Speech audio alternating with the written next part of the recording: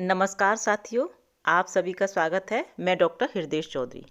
साथियों, जैसा कि आप सभी जानते हैं कि योगी सरकार ने एक महत्वपूर्ण कदम उठाते हुए उत्तर प्रदेश आउटसोर्स सेवा निगम लिमिटेड का गठन किया है और इसका गठन कंपनीज एक्ट 2013 की धारा 8 के तहत गठित यह गैर लाभकारी पब्लिक लिमिटेड कंपनीज राज्य में आउटसोर्सिंग भर्ती प्रक्रिया को पारदर्शी और निष्पक्ष बनाने के साथ साथ अस्थायी कर्मचारियों के हितों की रक्षा करने का दावा करने के उद्देश्य से बनाया गया है।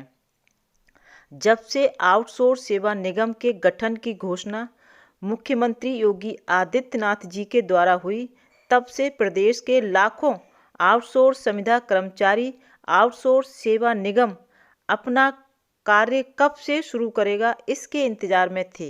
लेकिन आज आउटसोर्स कर्मचारियों के लिए बहुत बड़ी खुशखबरी है कि आउटसोर्स सेवा निगम की पहली डीजी आईएएस अधिकारी अमृता सोनी जी को बनाया गया है, क्योंकि उत्तर प्रदेश आउटसोर्स सेवा निगम काम करने के लिए एक सुगठित ढांचे के तहत काम करना तय हुआ था, जिसमें बोर्ड ऑफ डायरेक्टर्स, सलाहकार समिति, राज्य एवं जिला स्तरीय कमेटियां गठित होनी तय हुई थी। जेम पोर्टल द्वारा 3 वर्षों के लिए आउटसोर्सिंग एजेंसियों का चयन किया जाना उचित तय हुआ था, लेकिन यह सुनिश्चित किया जाए कि कार्यरत वर्तमान कार्मिकों की सेवाएं बाधित न करें। ये सारा स्वरूप तय किया गया था आउटसोर्स सेवा निगम बोर्ड के गठन के लिए, जिससे कि वो अपना काम शुरू कर दे। साथियों, आज की वीडियो में बात करेंगे कि आउटसोर्स सेवा निगम बोर्ड में किस पद पर किसको जिम्मेदारी दी गई है। इस जानकारी को विस्तार से बताऊंगी, लेकिन उससे पहले आप सबसे हमेशा की तरह एक छोटी सी गुजारिश है कि इस चैनल को अगर आपने अभी तक सब्सक्राइब नहीं किया है, आपसे अनुरोध है कि चैनल को सब्सक्राइब करके बेल आइकॉन प्रेस करें, ऑल पर सेट कर दें, जिससे कि सभी वीडियो के नोटिफिकेशन सबसे पहले आपके पास पहुंचें। और इस वीडियो को ज़्यादा से ज़्यादा शेयर कीजिए, लाइक कीजिए और कमेंट करके अपनी प्रतिक्रिया जरूर दीजिएगा, जिससे कि आपकी जो रिएक्शन आएगी, आपकी जो प्रतिक्रिया आएगी, उससे हम अगला वीडियो तैयार करें कि आप आज के इस वीडियो के बारे में, इस खबर के बारे में क्या सोचते हैं। चलते हैं आगे साथियों 2 सितंबर 2025 को उत्तर प्रदेश के मुख्यमंत्री योगी आदित्यनाथ जी ने कैबिनेट बैठक की अध्यक्षता करते हुए आउटसोर्स सेवा निगम लिमिटेड के गठन की मंजूरी दे दी थी, जो राज्य में आउटसोर्स कर्मचारियों को 3 साल के लिए 20,000 से 40,000 तक के मानदेय पर नियुक्त किए जाएंगे। और सरकार ने इसे आउटसोर्सिंग सेवाओं को अधिक पारदर्शी, जवाबदेही और कर्मचारी अनुकूल बनाने की दिशा में एक ऐतिहासिक कदम उठाया था। लेकिन आज जब यह खबर पढ़ने को मिली तो लगा कि आउटसोर्स सेवा निगम बोर्ड के गठन की प्रक्रिया लगभग पूरी होती दिखाई दे रही है। तो उम्मीद जागने लगी कि अगर बोर्ड के गठन की प्रक्रिया चल रही है, इसका मतलब जल्दी ही आउटसोर्स सेवा निगम के तहत जो सुविधाएं कर्मचारियों को मिलने वाली थी, वो शीघ्र ही मिलनी शुरू हो जाएंगी। निगम के बोर्ड में पदाधिकारियों का चयन हो रहा है, तो इसका मतलब कहीं ना कहीं धीरे ही सही, लेकिन प्रक्रिया आगे बढ़ रही है। और जब प्रक्रिया आगे बढ़ रही है और अधिकारियों को जिम्मेदारी दी जा रही है, तो निश्चित ही आउटसोर्स सेवा निगम के तहत वह सारी सुविधाएं कर्मचारियों को जल्दी ही मिलनी शुरू हो जाएंगी। पदाधिकारियों का चयन हो रहा है, तो कहीं ना कहीं वो अपना काम शुरू करेंगे, भर्तियां निकलेंगी और जो उनका मानदेय आउटसोर्स सेवा निगम के गठन के तहत तय किया गया था, वो भी मिलना शुरू हो जाएगा। और जो वेतन महीने के 5 तारीख तक देना तय हुआ था, वो भी शुरू हो जाएगा। यानी कि अधिकारियों की नियुक्ति हुई है, तो अधिकारी अपना काम करना भी शुरू कर देंगे।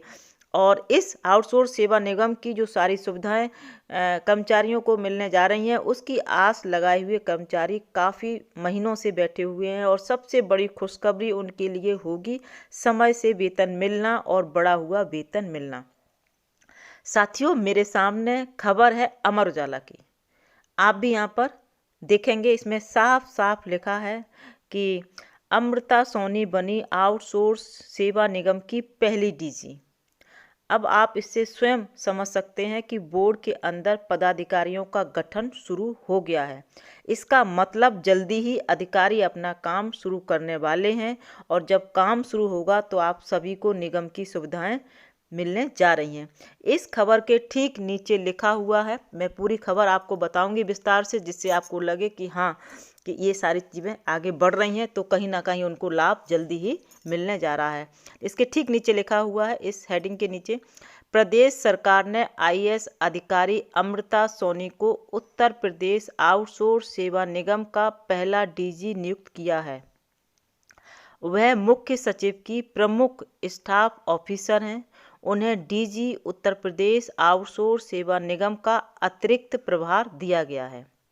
अब इसी के साथ राज्य सरकार ने कार्यदायी संस्था के माध्यम से भर्तियों के लिए इस निगम का गठन किया है। आप सब जानते हैं इस गठन का उद्देश्य क्या था, और इसकी देखरेख में ही विभागों में आउटसोर्स पर कर्मचारी रखे जाएंगे। ये बात भी बहुत स्पष्ट है, यहाँ इस खबर में लिखी हुई है।